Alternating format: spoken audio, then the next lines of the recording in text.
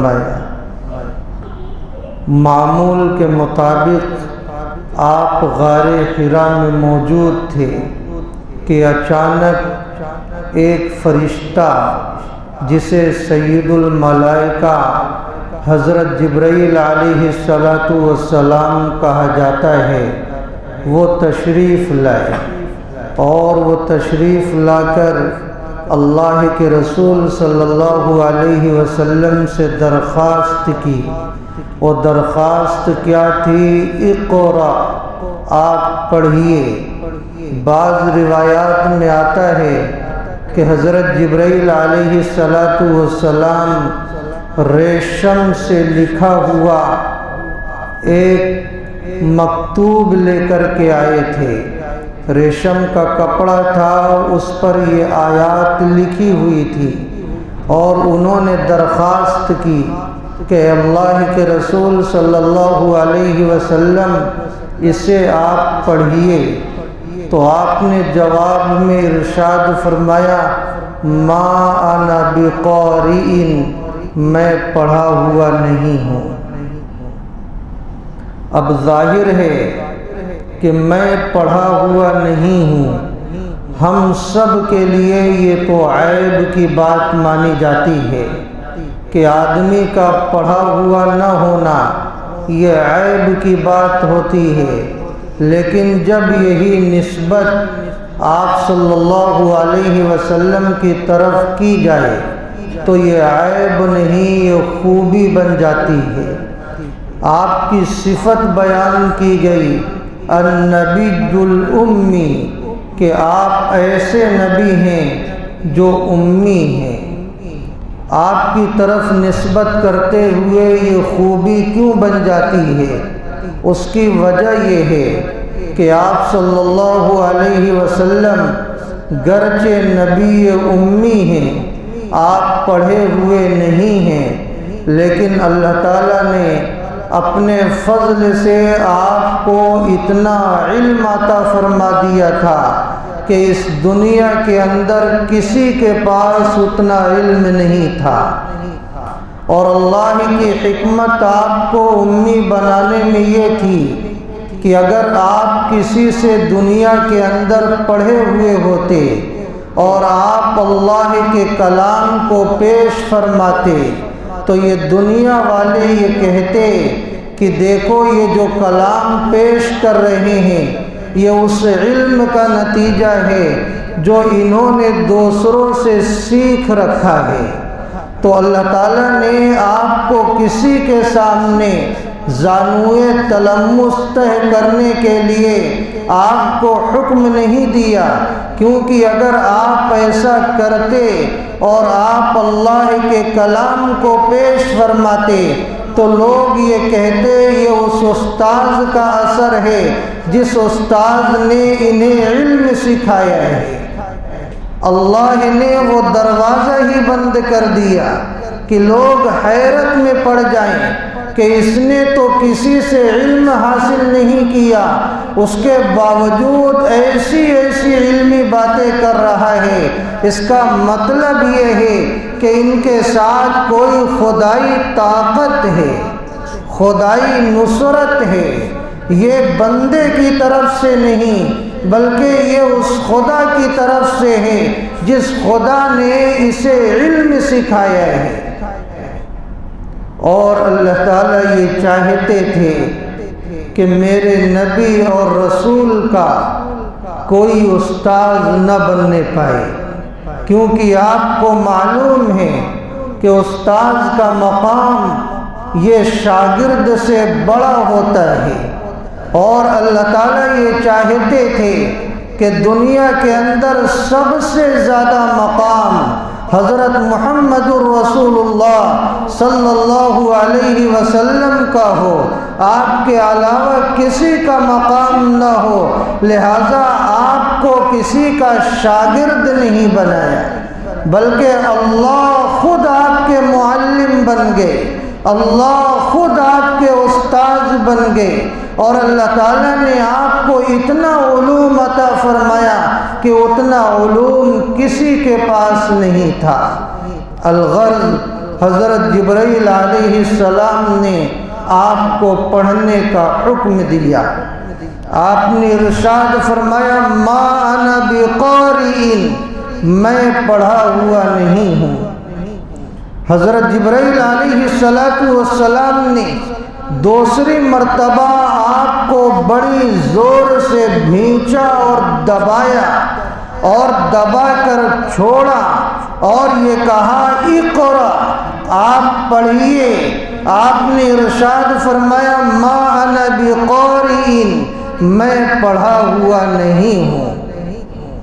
تیسری مرتبہ حضرت جبرائیل علیہ السلام نے ایسا ہی کیا، آپ کو بڑی زور سے دبایا حتیٰ کہ آپ کی جان نکلنے کے قریب ہو گئی اور آپ کو چھوڑا اور ارشاد فرمایا اقرأ بسم ربک الذی خلق، پڑھیے اپنے اس پروردگار کے نام سے جس نے پیدا کیا ہے۔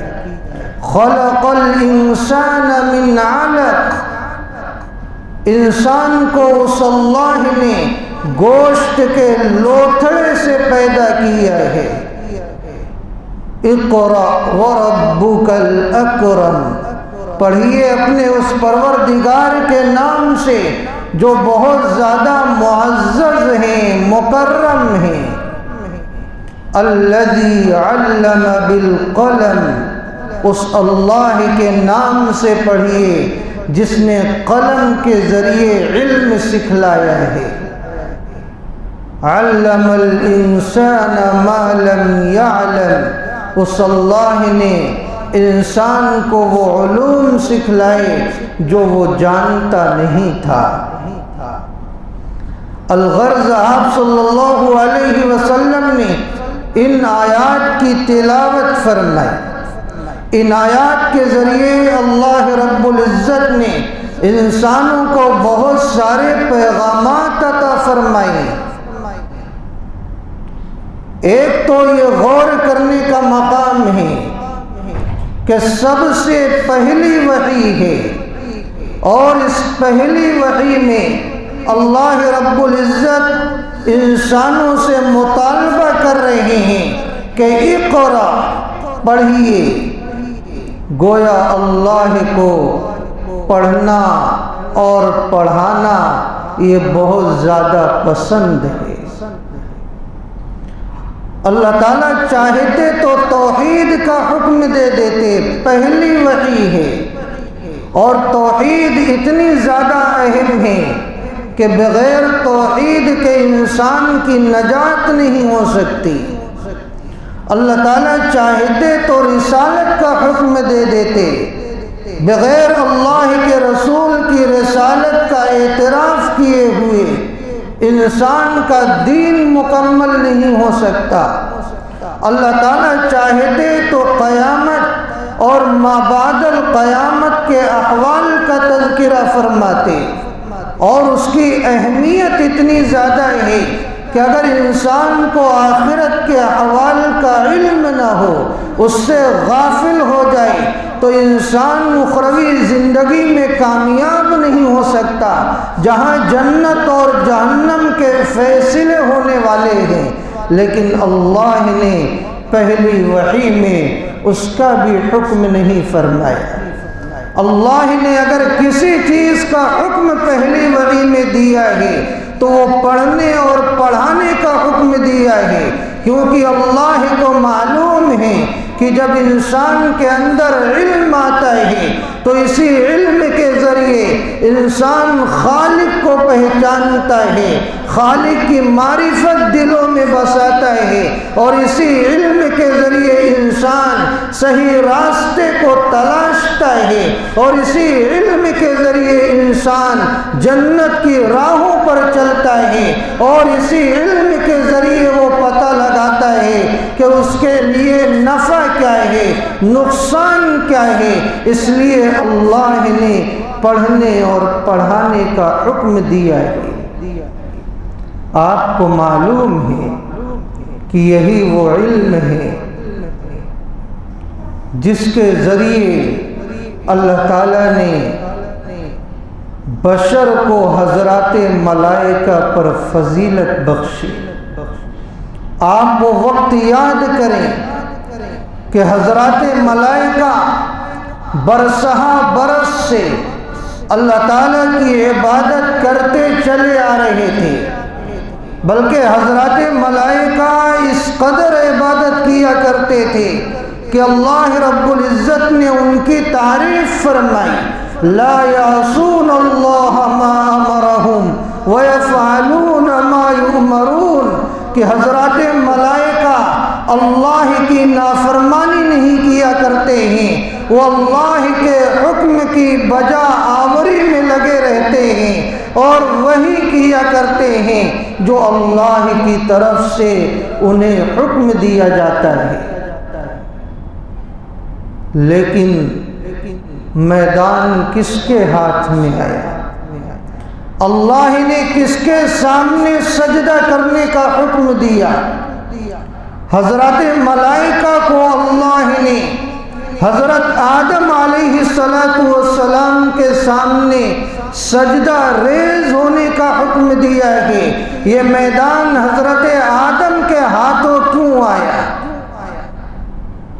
وہ اس وجہ سے کہ اللہ تعالیٰ نے حضرت آدم علیہ السلام کو علم الاسماء عطا فرمایا، علم الاشیاء عطا فرمایا، وعلم آدم الاسماء كلها، اللہ نے حضرت آدم علیہ السلام کو علم الاسماء عطا فرمایا، علم الاشیاء عطا فرمایا۔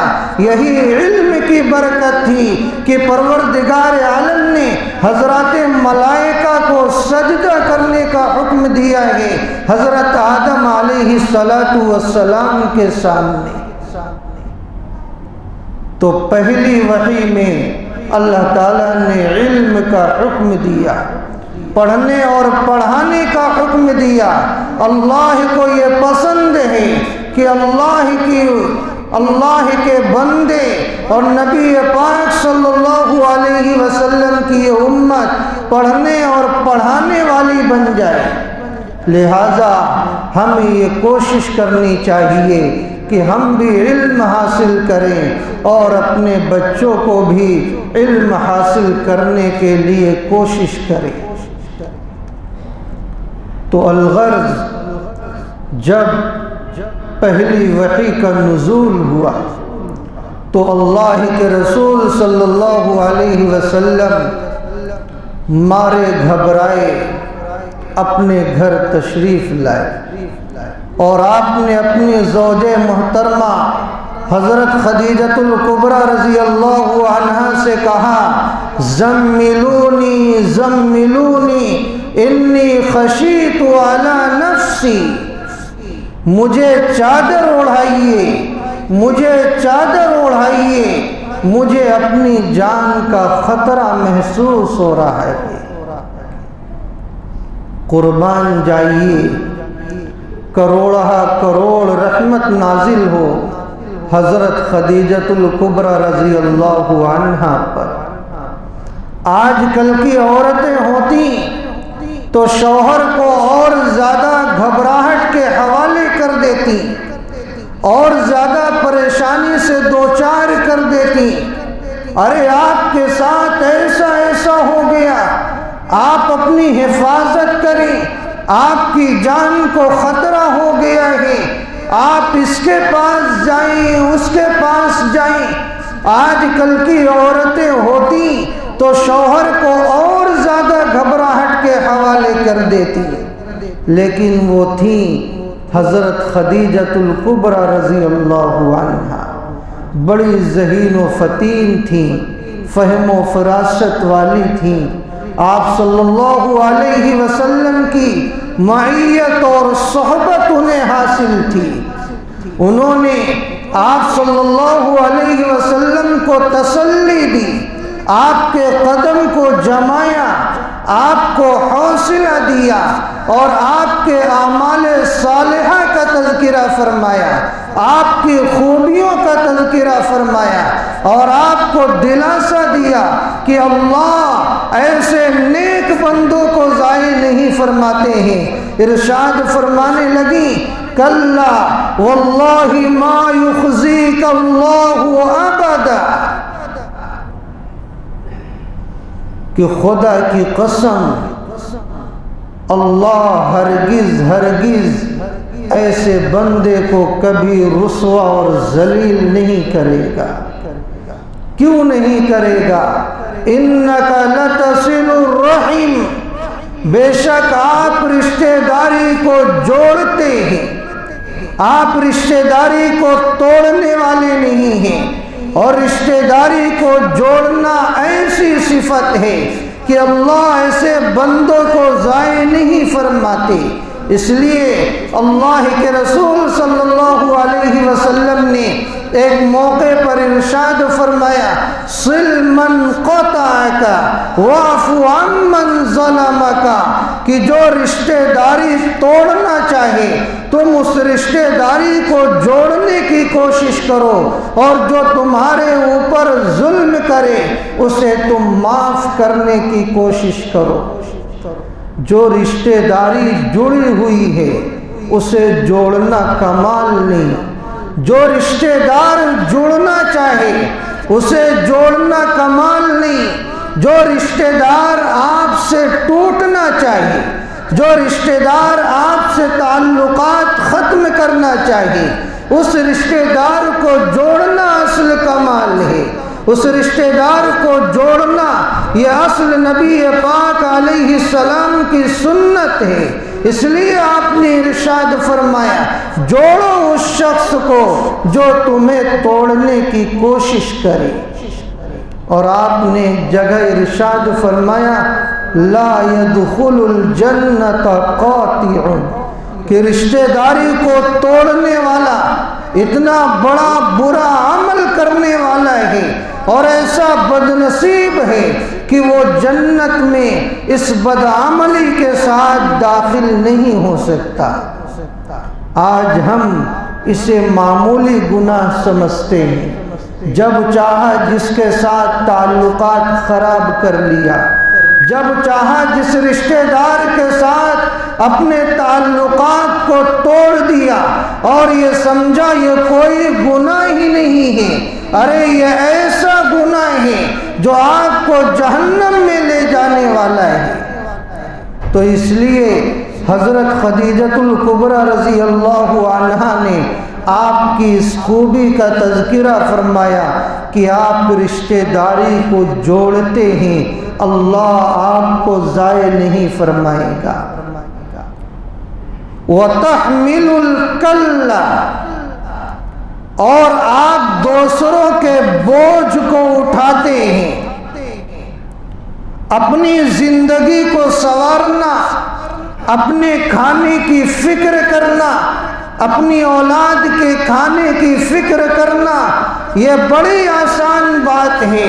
اصل دوسروں کے لیے جینا، دوسروں کے بوجھ کو اٹھانا یہ نبی پاک علیہ السلام کی سنت رہی ہے۔